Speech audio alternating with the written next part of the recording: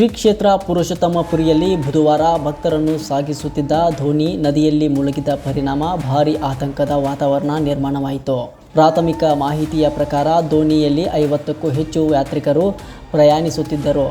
ದೋಣಿ ಪಲ್ಟಿಯಾದ ತಕ್ಷಣ ಪ್ರಯಾಣಿಕರು ನೀರಿನಲ್ಲಿ ಸಿಲುಕಿಕೊಂಡಿದ್ದು ಕೆಲಕಾಲ ಭಯಭೀತ ವಾತಾವರಣ ಉಂಟಾಯಿತು.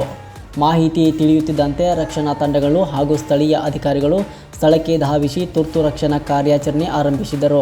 ರಕ್ಷಣಾ ಸಿಬ್ಬಂದಿ ಹಾಗೂ ಸ್ಥಳೀಯರ ಸಹಕಾರದಿಂದ ಹೆಚ್ಚಿನ ಪ್ರಯಾಣಿಕರನ್ನು ಸುರಕ್ಷಿತವಾಗಿ ದಡಕ್ಕೆ ಕರೆತರಲಾಯಿತು. ಆದರೆ ಘಟನೆಯಲ್ಲಿ ಒಬ್ಬ ಮಹಿಳೆ ಸಾವನ್ನಪ್ಪಿರುವುದನ್ನು ಅಧಿಕಾರಿಗಳು ದೃಢಪಡಿಸಿದ್ದಾರೆ.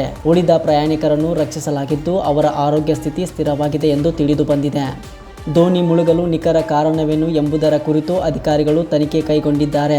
ದೋಣಿಯಲ್ಲಿ ಜನದಟ್ಟಣೆ ಹೆಚ್ಚಾಗಿದ್ದುದೇ ಅಥವಾ ಇತರ ತಾಂತ್ರಿಕ ಕಾರಣಗಳಿವೆ ಎಂಬುದನ್ನು ಪರಿಶೀಲಿಸಲಾಗುತ್ತಿದೆ.